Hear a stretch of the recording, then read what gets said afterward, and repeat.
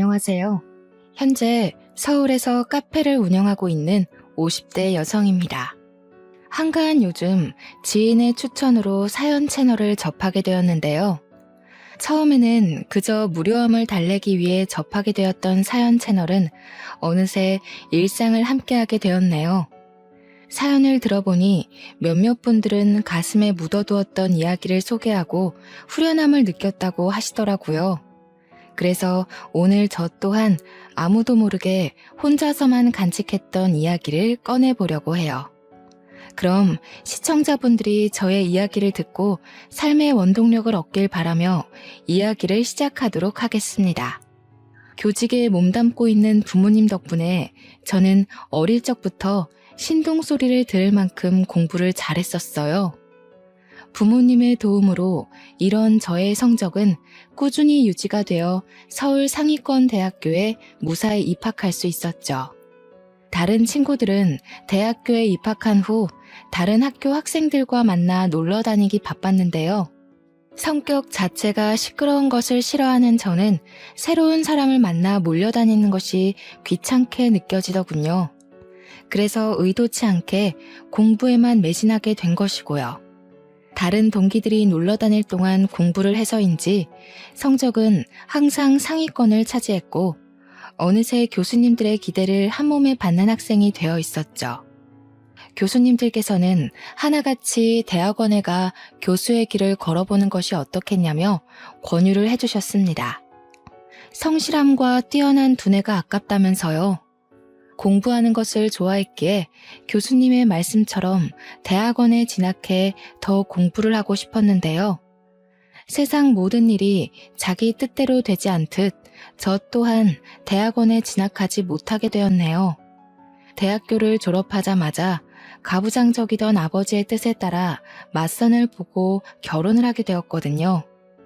맞선을 보라는 말을 들었을 때만 해도 아버지를 설득해보려 노력을 했습니다. 왜 그런 말이 있잖아요.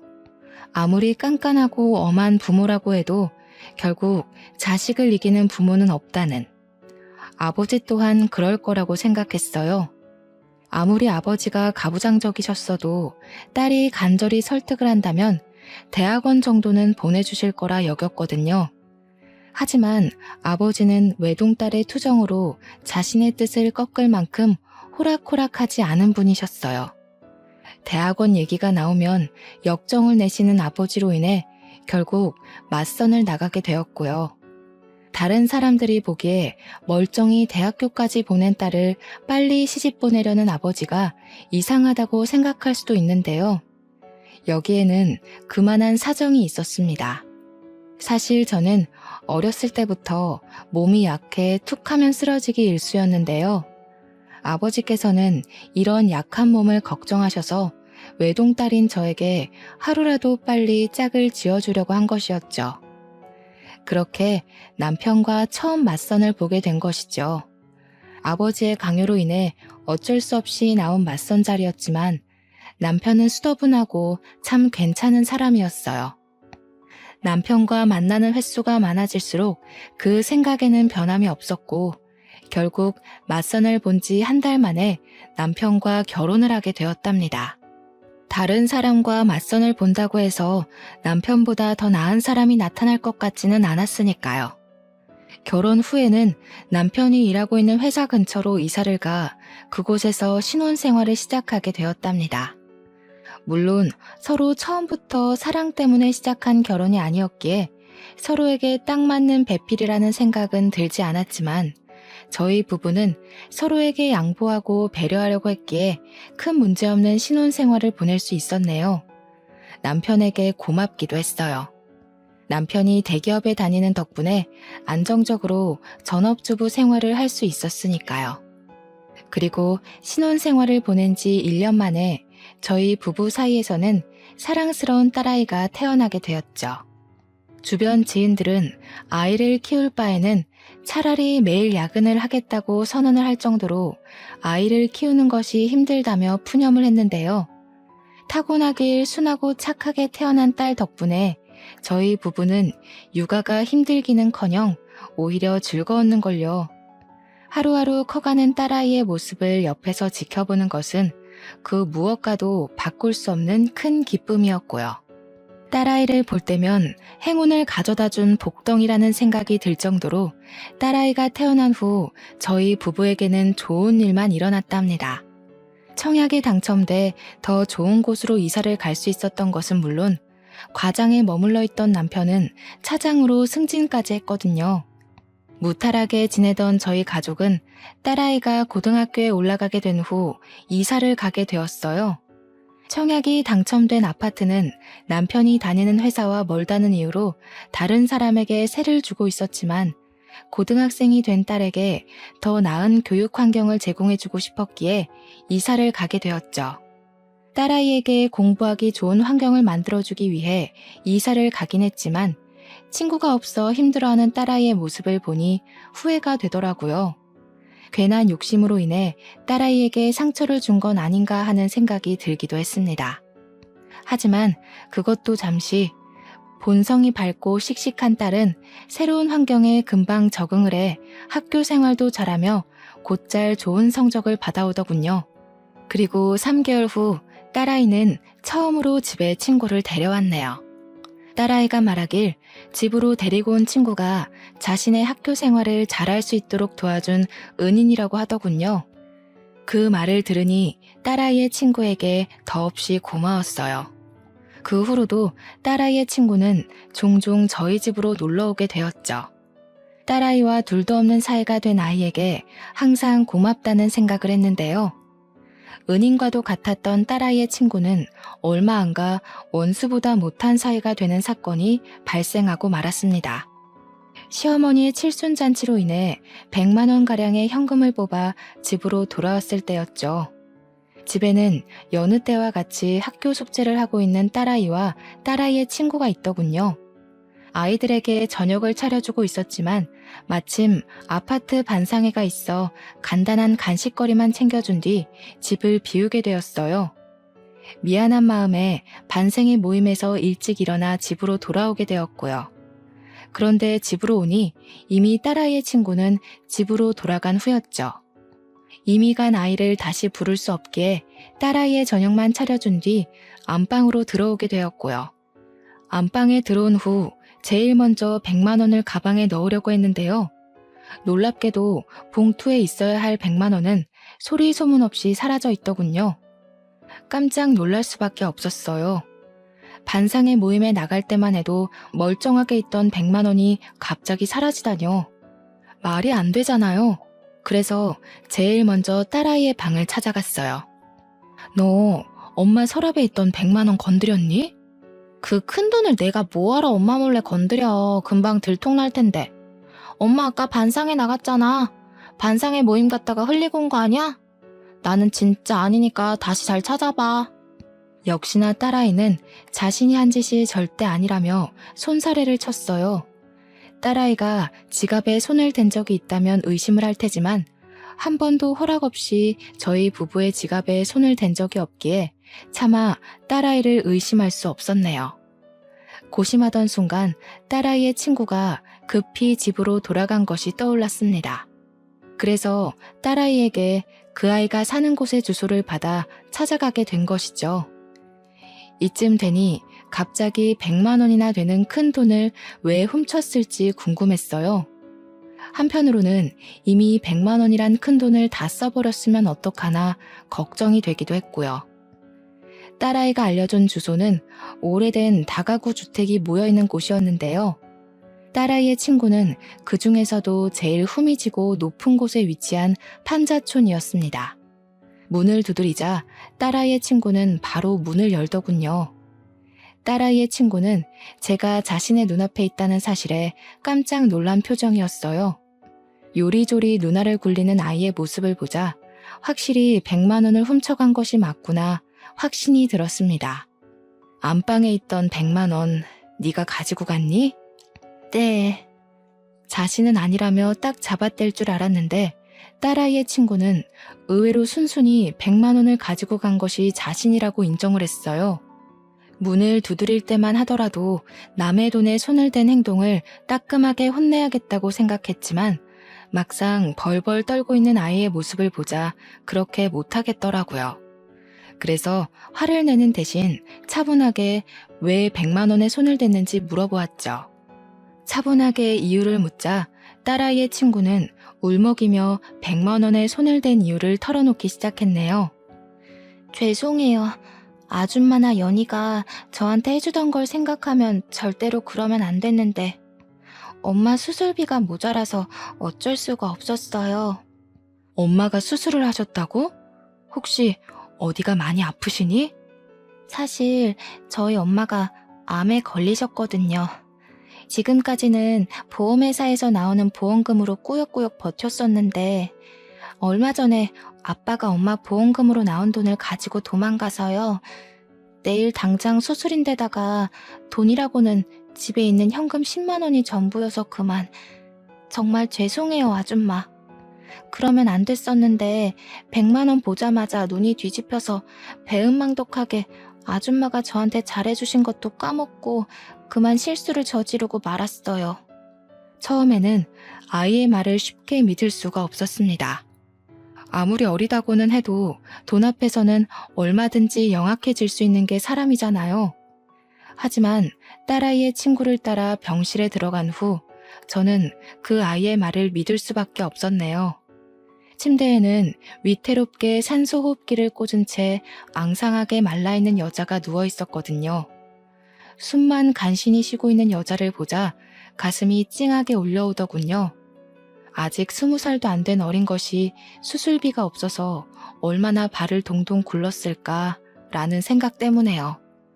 그리고 이런 안타까움은 아픈 아내와 딸을 두고 도망갔다는 남자에 대한 의아함으로 이어졌어요. 딸아이의 친구에게 물어보자 부끄러운 듯 우물쭈물하던 아이는 남자에 대한 설명을 해주었죠.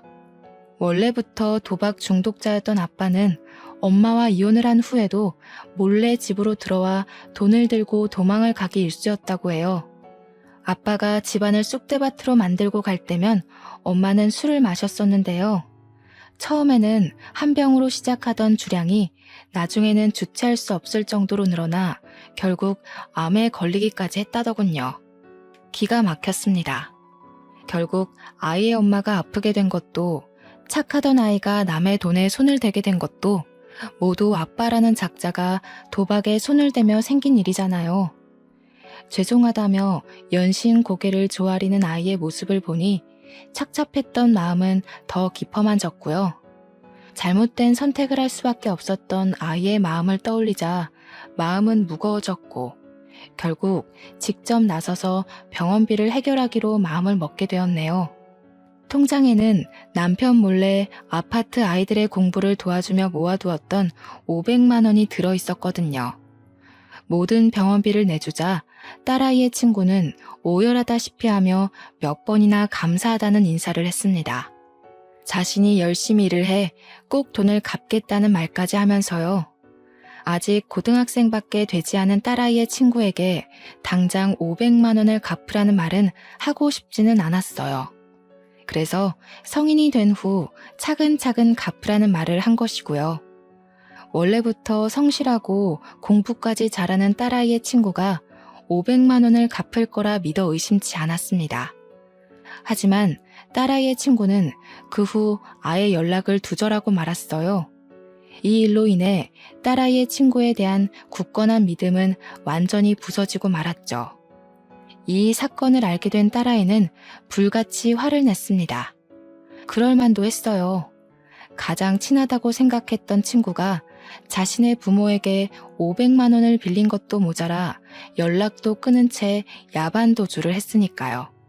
이미 흔적도 없이 사라진 딸아이의 친구를 찾을 수 없었기에 액땜한 셈 치며 그냥 넘기자고 했는데요. 그 말을 듣자 딸아이는 절대 그냥 둘 수 없다며 펄쩍 뛰더군요. 말도 안 돼. 엄마 미쳤어? 얌체같이 남의 집 돈이나 탐내는 애랑 친하게 지낸 것만 생각해도 속이 뒤집힐 것 같은데 엄마까지 도대체 왜 그래? 500만 원이 누구 집 개 이름도 아니고 도망갔으면 어떻게든 찾아서 당장 갚으라고 말을 해야 할 거 아니야. 말 들어보니까 사정이 딱하더라. 아빠라고 하나 있는 사람은 도박에 미쳐서 제 처랑 자식도 버리고 도망간 것도 모자라서 수술비까지 가지고 도망갔다고 하던데 딱하지 않니? 그냥 없는 돈이었던 셈치고 우리가 눈 감아주자. 잘났어 정말. 세상 착한 일은 엄마 혼자 다 하지? 엄마는 도대체 사람이 왜 그렇게 물러 터졌어? 걔가 엄마 돈 먹고 도망치려고 거짓말한 걸 수도 있잖아. 다른 사람들은 돌다리라도 두드려보고 건넌다고 하는데 엄마는 어떻게 된 게 허술한 나무 판자떼기를 그냥 지나갈 수가 있냐고. 이미 끝난 일이잖아. 그렇다고 우리한테 큰 피해를 준 것도 아니고. 어디 지연이를 우리가 하루 이틀 보니? 우리한테 사기칠 사람 아니란 거 네가 제일 잘 알잖아. 그러지 말고 우리가 이해해주자. 아빠란 작자는 도망가고 하나밖에 없는 엄마는 아파서 사경을 헤매고 있는데 그 어린 것이 어떻게 제정신일 수가 있겠니? 작정하고 꾸민 일일 수도 있지. 세상에 믿을 사람이 어디 있다고. 제정신이 아닌 게 아니라 뽕으로 받은 500만 원을 갚기 싫었던 거겠지. 엄마가 뭐라고 하던 나는 지연이 찾아내서 500만 원도 돌려받고 사과도 받을 거야. 엄마는 죽었다 깨어나도 지연이 못 잡겠다고 하는데 나라도 나서야 그 돈 받지. 딱한 사정을 눈감아 주려고 했지만 제 아빠를 닮아 불같은 성정을 가진 딸아이는 절대 용서할 수 없다며 씩씩거리기까지 하더군요. 몇 번이나 말려보았지만 한 번 눈이 돌아간 딸아이에게 알량한 말 따위는 전혀 효과가 없었네요. 그 후 딸아이는 주변 지인들에게 수소문하여 저에게서 500만 원을 빌려간 친구를 찾으려 했지만 아이의 노력과는 달리 3개월이 지나도 그 아이를 찾기는커녕 흔적도 찾기가 어려웠는걸요.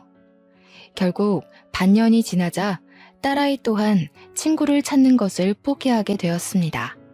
대학교에 입학한 딸아이는 이전과 달리 무척 바쁜 나날을 보냈거든요. 처음 딸아이가 대학교에 들어갈 때만 하더라도 드디어 온전한 내 생활을 보낼 수 있을 거라고 생각을 했는데요. 막상 텅 빈 딸의 방을 보니 공허한 기분이 들었어요. 남편이라도 같이 있으면 그나마 좀 나았겠지만 남편은 언제나 바쁜 회사 일정으로 야근을 했기에 텅 빈 기분은 좀처럼 나아질 기미가 보이지 않았는걸요. 그래서 커피 공부를 하기 시작한 거예요.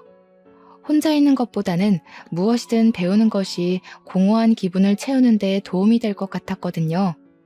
그리고 이런 예상은 딱 들어맞았습니다. 평소 커피에 대해 관심이 많아서인지 커피에 관해 배우는 것은 질리지도 않고 참 재미있었죠. 커피 학원에 다닌 지 3개월 만에 바리스타 자격증까지 따게 되었는데요. 처음에는 그저 자격증만 따고 끝내자고 생각했었지만 시간이 지나다 보니 점차 욕심이 생기더군요. 나만의 카페를 차려서 다른 사람들에게 커피를 내려주고 싶다는 욕심이요. 남편에게 이런 작은 소망을 제일 먼저 이야기하게 됐는데요. 남편은 카페를 차린다는 소리를 듣자마자 콧방귀부터 끼며 무시를 했네요. 당신이 카페를 차린다고? 쓸데없는 소리 하지 말고 밖에서 뼈 빠지게 고생한 신랑 밥이나 잘 차려주고 집안 살림이나 잘해. 당신은 안에서 새는 바가지 밖에서 샌다는 말도 몰라? 집에만 눌러앉아서 사업하는 걸 너무 쉽게 보나 본데 사회생활 한 번 안 해본 당신이 할 줄 아는 게 뭐가 있다고 카페 차린다는 말을 해? 괜히 나댔다가 일 키우지 말고 그냥 집에서 밥이나 하면서 살아. 그게 당신한테 어울리니까. 당신 말을 왜 그렇게 해? 나 쉽게 보고 카페 한다고 말한 거 아니고 나도 나름대로 공부하고 고심해서 말한 거야. 당신 말대로 나 제대로 된 사회생활 한 번 안 해본 가정주부인 거 맞고 터무니없는 소리 하는 게 맞을 수도 있어. 근데 남편이면 아무리 터무니없는 소리라고 해도 들어줘야 하는 거 아니야? 밖에서 돈 벌어오는 것도 피곤한데 내가 당신 헛소리 하는 것까지 들어줘야 돼? 괜히 지나가는 바람에 쓸데없는 생각하지 말고 집안 살림이나 잘해. 남편의 말을 들으니 슬슬 짜증이 나더군요. 치사해 보일까 말은 못했지만 사실 제가 남편보다 더 좋은 대학교에 나왔었거든요. 가부장적이던 아버지의 강요가 아니었다면 남편보다 더 좋은 기업에 가서 일을 할 수도 있었고요. 그렇다 보니 남편이 못 배운 사람 취급하는 것을 도저히 견딜 수가 없었네요. 내가 카페 차리는데 당신한테 돈을 보태달라고 한 것도 아니고, 그렇다고 카페 운영을 같이 하자고 한 것도 아닌데 왜 자꾸 삐딱하게 나오는 건데? 내가 집에서 살림만 하자고 당신이랑 결혼한 줄 알아? 당신은 주말마다 등산이며 낚시며 한 주도 안 거르고 나가서 놀면서 나는 왜 집에 처박혀서 살림만 해야 되는데. 아, 참나. 어디 집에서 살림만 하는 여자랑 밖에서 일하는 남자랑 같아? 지금까지 편하게 집에서 살림만 하게 해줬더니 이제 남편한테 바락바락 대들기나 하고 쓸데없이 바람 넣는 옆에 애들 때문에 막 나오나 본데, 당신 지금 다니는 커피 학원인가 뭔가 하는 거 당장 그만둬. 그리고 앞으로 내 앞에서는 카페 차린다는 말 꺼내지도 마. 나는 내 여자가 다른 남자 앞에서 실실 웃음이나 흘리면서 돈 버는 꼴은 죽어도 못 보니까. 알았어? 정말 어이가 없었습니다. 엄연히 커피와 디저트를 즐기기 위해 만들어진 카페를 옆에서 커피나 따라주는 다방 취급을 하다니요. 꽉 막힌 남편의 사고방식을 이해할 수 없을 뿐더러 후회도 되더라고요. 이렇게 꽉 막힌 남자와 결혼해 하고 싶은 일을 포기해야 하는 현재 상황이 말이에요. 그리고 이런 남편의 반대는 오히려 승부욕을 끌어올렸고, 될 대로 되라는 심정으로 대출을 받아 카페 사업을 시작하게 되었죠. 물론 처음에는 대출금을 갚지 못할 정도로 장사가 되지 않으면 어쩌나 걱정하기도 했지만 결과는 성공적이었어요. 제가 운영하는 카페는 커피와 케이크가 맛있기로 근처 주부들 사이에서 소문이 났거든요. 덕분에 남편의 주머니에서 나온 쥐꼬리만한 생활비로 살 때와는 비교도 할 수 없을 정도로 풍족한 생활을 할 수 있게 되었죠. 남편 또한 카페에서 나온 수익이 자신의 월급과 맞먹는다는 것을 알게 된 후부터는 아무 말도 하지 않았고요. 그렇게 오기 하나로 차렸던 카페가 동네 맛집으로 선정될 만큼 인기가 많아지는 동안 참 많은 것들이 변하게 되었답니다. 대학교를 졸업한 딸아이는 같은 직장에서 만난 사람과 결혼을 하고, 남편은 30년 동안 다니던 대기업에서 은퇴를 했거든요. 은퇴한 남편은 하루 종일 하는 것도 없이 거실에 누워 텔레비전만 봤는데요. 그 모습이 한심하기보다는 참 심심해 보이더군요. 마치 가정주부 생활할 때 모습 같았고요. 그래서 남편에게 카페 운영을 같이 하자고 제안하게 되었네요. 집에 누워 심심한 시간을 보내는 것보다는 밖에 나와 일을 하며 일손도 돕고 돈도 버는 것이 더 좋잖아요. 하지만 남편은 단칼에 저의 제안을 거절했어요. 한평생을 대기업에서 일하던 자신이 어떻게 카페 일을 하냐면서요. 그러고는 갑자기 낚시용품 사업을 시작한다며 난리를 피우기 시작했습니다. 걱정되는 마음에 말리려고 해봤지만 남편은 버럭 성을 내었죠. 어디 여자가 남자 하는 일에 끼어들어? 그러는 당신은 내 말 잘 들어서 지금까지 실실 웃음이나 흘리면서 카페 사업하고 있고, 두고 봐. 카페랑은 비교도 안 될 만큼 성공해서 별 가짜는 카페 하나 때문에 빳빳하게 치솟은 당신 코를 납작하게 만들어줄 테니까. 지금 경쟁하자고 당신한테 그런 얘기하는 게 아니잖아. 카페야 나이에 상관없이 다들 많이 온다고 하지만 낚시는 다르잖아. 바닷가에서 자리 잡고 시작해도 운영될까 말까 한 게 낚시용품 사업인데, 바다는커녕 제대로 된 강가도 없는 여기서 누가 낚시용품을 사겠냐고. 이렇게 생각하는 게 짧으니 사회에 나와서도 남자들한테 밀리지. 인터넷으로 팔면 되지 뭐하러 바닷가까지 가서 물건을 파냐고. 당신 나한테 훈계할 시간에 가서 공부나 더 하고 와. 되지도 않는 머리 굴리면서 하늘 같은 서방 기껏 끌 생각이나 하지 말고. 걱정이 돼서 한 말이었지만 남편은 제가 자기를 무시한다고 생각하는 모양이었어요. 오해를 하는 남편에게 다시 이야기를 하려 했지만 남편은 그때마다 직장 생활을 하지 않은 것을 걸고 넘어지며 헐뜯기 바빴는걸요. 딸까지 합세하여 남편을 말려보았지만 사업을 하겠다는 남편의 고집을 꺾기에는 역부족이었고, 남편은 결국 사업을 하고 말았네요. 착잡한 마음 때문에 잠도 설치는 저희 모녀와 다르게 남편은 그저 신나 보였어요. 그럴 만도 했습니다. 한평생 회사원으로 살았던 남편은 한 번이라도 사업을 해 사장님 소리를 들어보고 싶다는 말을 입에 달고 살았거든요. 남편은 사무실에서 새우잠을 자며 열심히 일을 했는데요.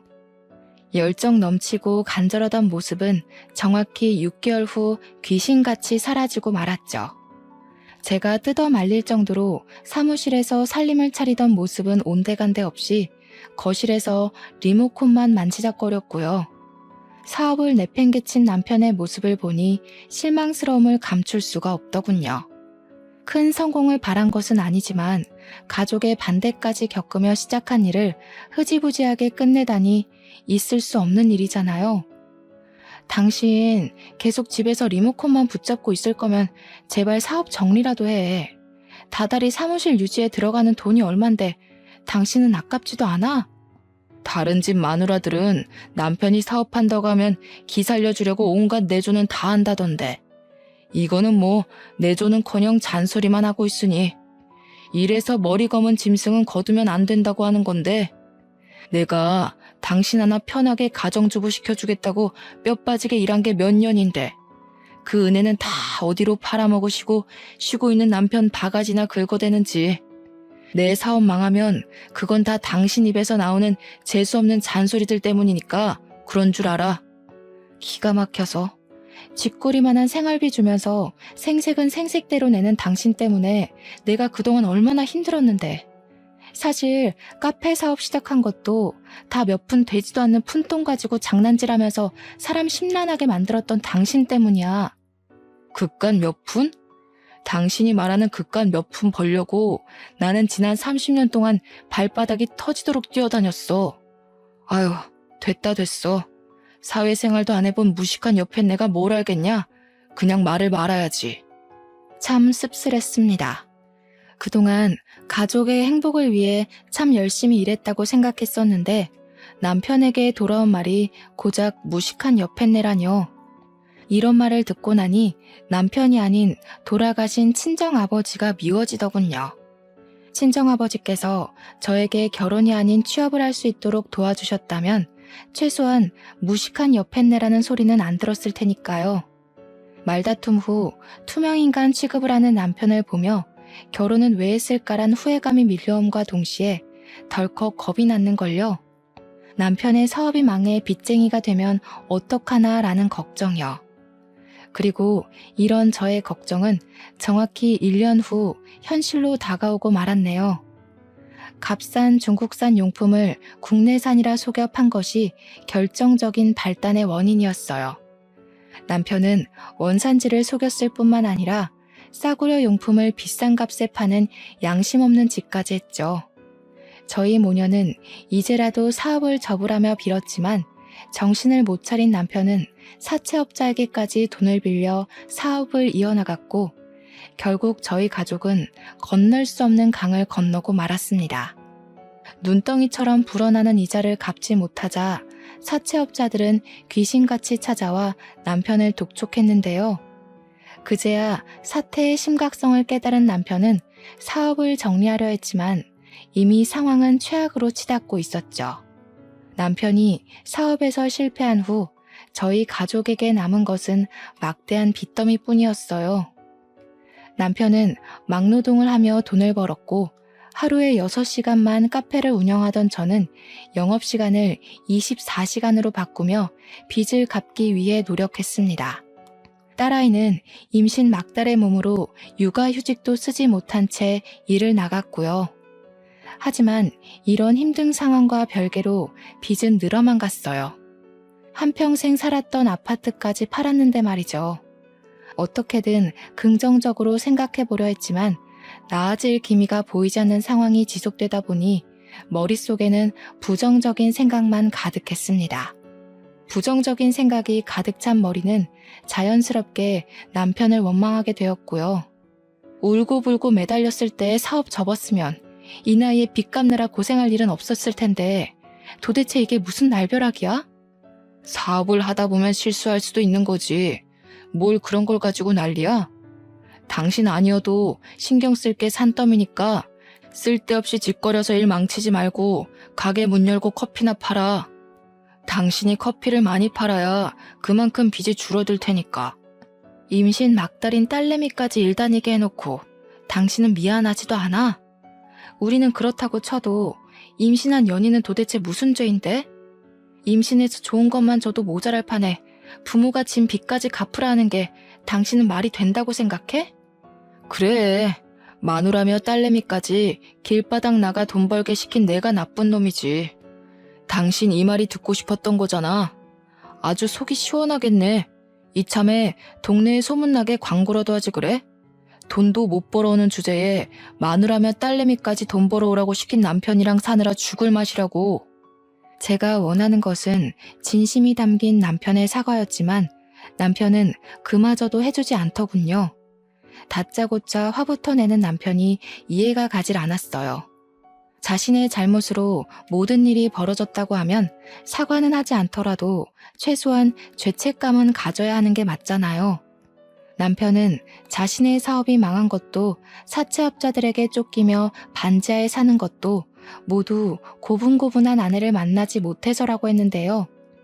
모든 것을 남 탓으로 돌리는 남편 때문인지 어느 날부턴가 아랫배가 너무 아파왔어요. 참을 수 없을 만큼요. 처음에는 참아보려고 했지만 복통은 일주일이 지나고 2주일이 지나도 가라앉을 기미가 보이지 않았습니다. 참을 수 없는 복통에 가까운 병원을 방문하자 의사는 정밀 검사를 받아볼 것을 권했습니다. 그리고 검사 결과는 충격적이었습니다. 다른 사람도 아닌 제가 간암 판정을 받다니 믿을 수가 없었죠. 의사는 간암 초기 판정을 받았으니 치료만 잘하면 완치 확률이 높다며 위로를 해주었어요. 무신경한 남편과 달리 어떻게든 위로를 해주려 노력하는 의사를 보니 씁쓸함은 더 심해졌죠. 빚쟁이한테 시달리는 와중에 간암에까지 걸리다니 참 하늘이 원망스럽더군요. 딸아이는 치료에 전념할 수 있도록 자신이 노력한다고 했는데요. 힘든 내색 한번 하지 않고 위로를 해주는 딸아이를 보니 울컥 눈물이 차올랐네요. 만삭의 몸으로 일을 하는 것도 힘들 텐데 못난 엄마의 위로까지 해준 거잖아요. 남편에게는 또 어떻게 말할지를 생각하니 집으로 돌아가는 길이 참 막막했어요. 당장 한 푼이 아쉬운 상황에서 카페 영업을 중단하고 치료에만 전념한다고 하면 빚더미는 금세 불어날 게 눈에 선했거든요. 그래도 용기를 내어 남편에게 말을 꺼냈죠. 참나. 한평생 내 돈이나 파먹으면서 살던 쌀벌레 같은 마누라 드디어 쓸모있나 싶었더니 암이라고 하네. 그래도 암 초기면 금방 죽을 건 아니잖아. 요즘 기술이 좋아져서 암 초기면 금방 털고 일어난다고 하던데. 당신 괜히 입원해서 쓸데없는데 돈 날릴 생각하지 말고 통원 치료하면서 카페 일 계속해. 아빠, 그게 무슨 말이야. 엄마가 누구 때문에 암에 걸렸는데 다 아빠가 사업한다고 엄마 속 썩여서 생긴 일 아니야. 애초에 아빠가 이상한 사업한다고 뻘짓만 안 했어도 말년에 엄마가 이렇게 고생할 일은 없었다고. 이 계집애가 누굴 닮아서 이렇게 건방지게 굴어? 딸이라고 하나 있는 건 평생 밥 먹게 해준 애비한테 대들지를 않나. 마누라는 말년에 아파 죽는다고 곤란 소리를 하지 않나. 집에 암탉이 시끄럽게 굴면 재수가 없다던데 사업 한번 엎어진 걸 가지고 집안의 가장을 원수보다도 더 못하게 여기고 딸년이며 마누라며 쌍으로 집안의 가장을 무시하는데 어디 전국 팔도에 나보다 더 복 없는 놈 있으면 나와보라고 해. 진짜 기가 막혀서. 아빠가 그동안 가족한테 희생한 게 뭐가 있는데? 엄마한테 꼴랑 50만 원 쥐어주고 자기는 전국 팔도 사내짐이 다 먹으러 다녔으면서 아빠는 뭐가 그렇게 떳떳하고 당당해? 꼴랑 50만 원? 대학교 졸업할 때까지 지 손으로 돈도 제대로 벌어본 적 없는 게 어디 함부로 짓거려? 아빠, 뭘 단단히 착각하고 있는데 나 대학교 들어가고 나서 엄마한테 피해주기 싫어서 손에 닥치는 대로 일하면서 내 손으로 번 돈으로 용돈하고 학비 내면서 다녔어. 근데 뭐? 돈을 제대로 벌어본 적이 없다고? 이 개집애가 어딜 자꾸 애비 말하는데 토를 달아?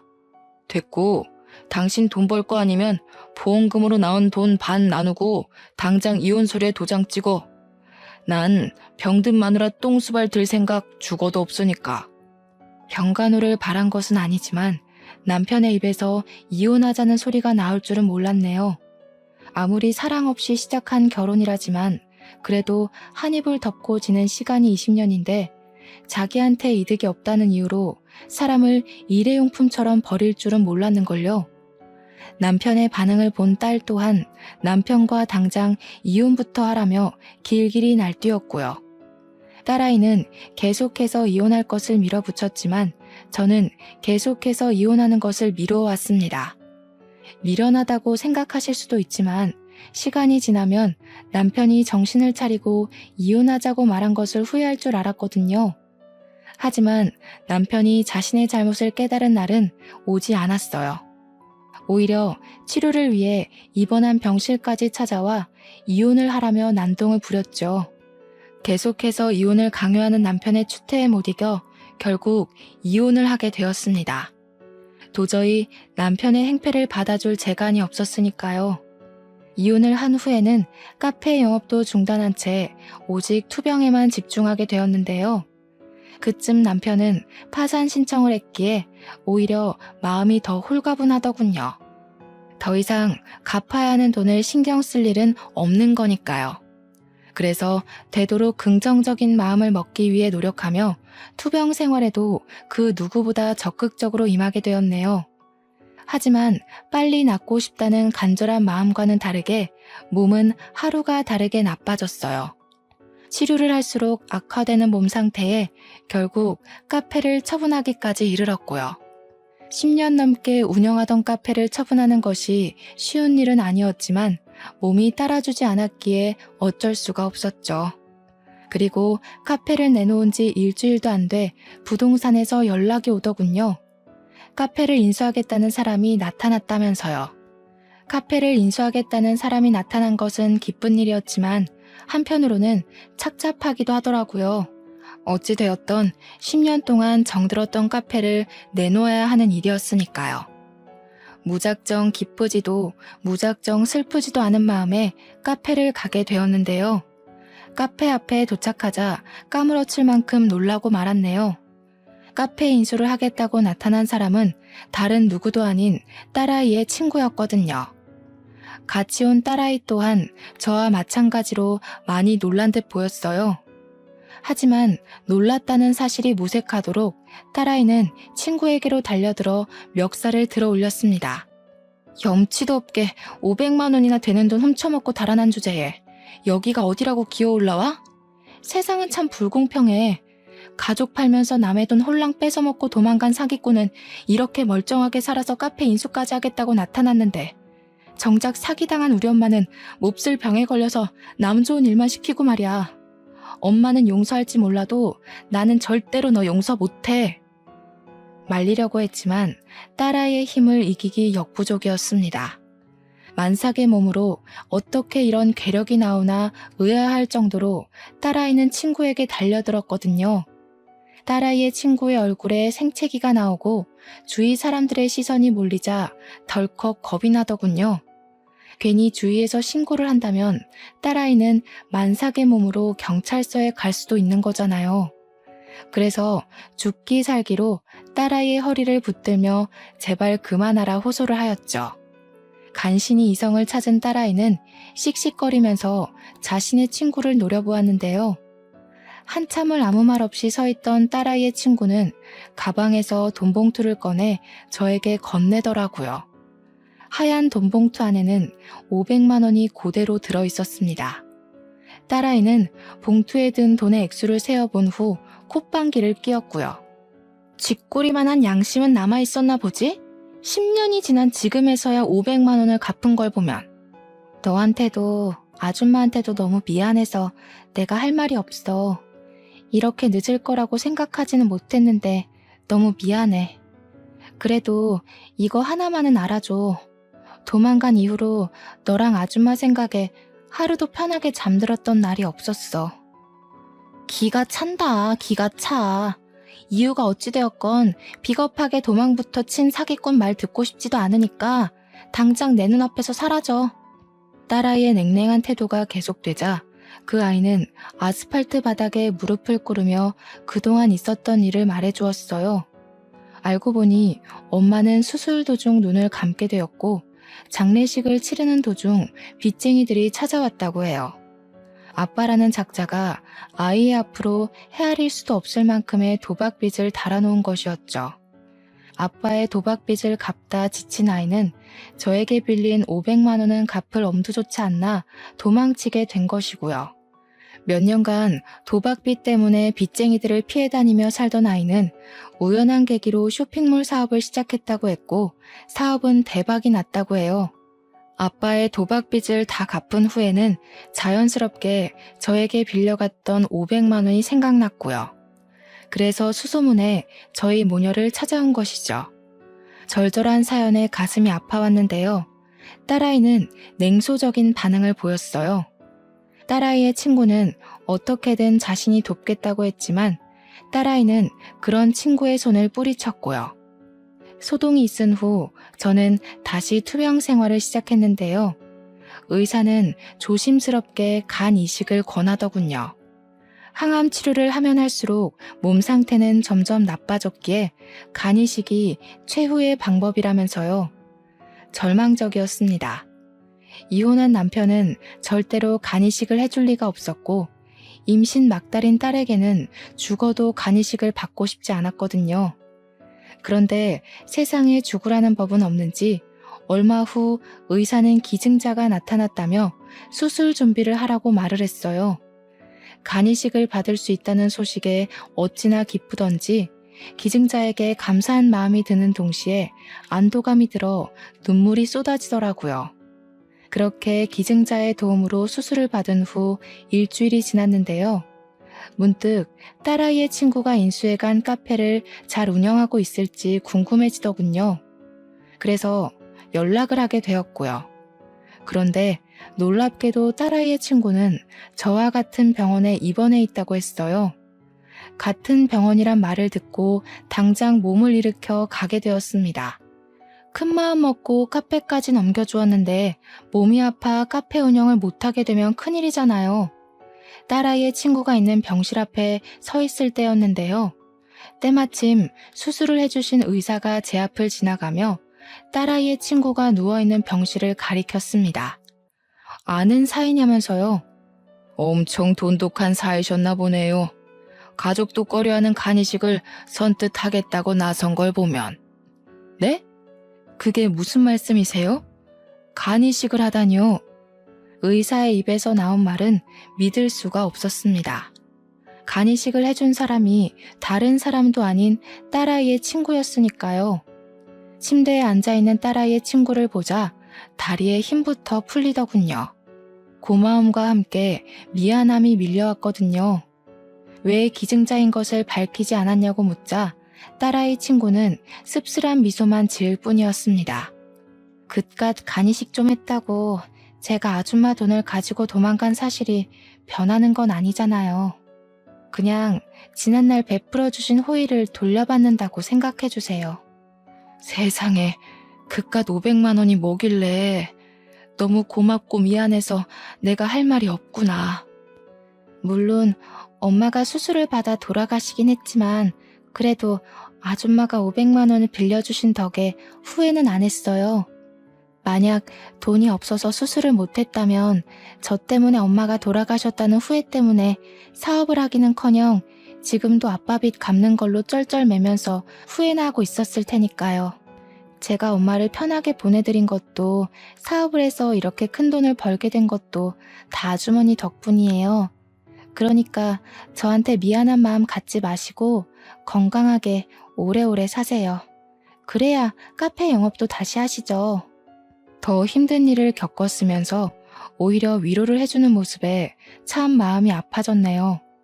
제가 한 거라고는 그저 500만 원을 빌려준 것뿐인데 딸아이 친구는 500만 원을 훌쩍 뛰어넘는 것을 해주었으니까요. 몸이 회복이 된 후 출산을 한 딸아이에게도 그동안 있었던 일을 설명해 주었는데요. 딸아이 또한 간 이식을 해준 자신의 친구에게 앙금을 품었던 것을 후회하며 간 이식을 해준 것에 대해 진심으로 고마워하게 되었죠. 퇴원을 한 후 저는 딸아이의 친구 덕분에 간암을 완전히 완치한 후 다시 카페 운영에 힘을 쓰고 있어요. 몸을 회복하고 나자 딸아이의 친구는 자신이 인수했던 카페를 다시 저에게 돌려주었거든요. 아직 무리를 하면 안 되기에 무리하지 않은 선에서 열심히 카페 일을 하고 있어요. 아프고 나니 삶을 건강하게 산다는 것이 얼마나 감사하고 소중한 일인지 깨달았으니까요. 얼마 전 완치했다는 소식을 들어서인지 전 남편은 재결합을 하자며 카페로 찾아왔는데요. 저는 단칼에 거절했답니다. 어렵게 찾은 건강한 몸과 정신을 이기적인 전 남편에게 쏟기에는 너무 아깝잖아요. 딸아이의 친구가 500만 원을 들고 도망갔을 때만 하더라도 이렇게 크게 은혜를 갚을 거라고는 상상도 못했는데 인생이란 참 신기한 것 같아요. 이번 일을 계기로 다시 한번 깨닫게 되었죠. 선행을 베풀면 언제가 되더라도 자신에게 꼭 돌아온다는 것을요. 현재 저는 딸아이의 친구를 하늘이 내려준 소중한 천사라 여기며 자식처럼 잘 지내고 있답니다. 사연을 신청하시는 분들께서도 주변에 힘든 사람이 있다면 외면하기보다는 작은 손길을 내밀어 주셨으면 좋겠어요. 그러면 언젠가 자신이 베풀었던 작은 선행은 그 배가 되어 돌아올 것이니까요. 그럼 지금까지 길었던 저의 이야기를 들어주신 시청자분들에게 감사 인사를 올리며 이야기를 마무리하도록 하겠습니다. 이야기를 들어주신 시청자분들 진심으로 감사드리며 모두들 베푸는 삶을 사시길 바랄게요. 감사합니다.